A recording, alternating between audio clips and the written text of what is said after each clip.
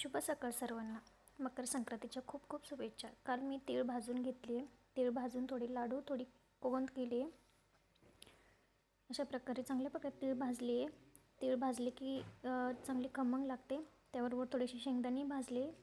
तीळ आणि गूळ मिक्सरमधून काढून घेतला आहे. त्याचा कोंद बनवला आहे. तुम्ही याला काय म्हणतात नक्की सांगा.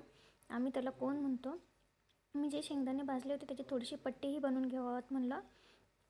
अशा प्रकारे ताटाला तूप लावून घेतलं. कढईतही तूप टाकलं.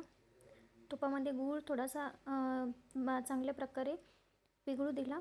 त्यानंतर त्यामध्ये आपण जे शेंगदाणे भाजून थोडेसे अर्धे कुटून काढले होते ते मिक्स करून घेतले आणि ते पूर्णपणे ताटामध्ये टाकून घेतले. ताटाला मी आधीच तूप लावून घेतलं होतं कारण पट्टी चांगल्या प्रकारे निघन. अशा प्रकारे त्याला तुपाचा हात थोडासा लावून त्याला चांगल्या प्रकारे थापून घेतलं आहे. हे बघा अशा प्रकारे ते थंड झालं की नंतर मी पट्टी पाडून घेणार आहे त्याची. हे बघा आज सकाळची तयारी. रांगोळी काढली, पूजा झाली आहे, खणं आणलेत. अशा प्रकारे मी पूजा केली, रांगोळी काढली.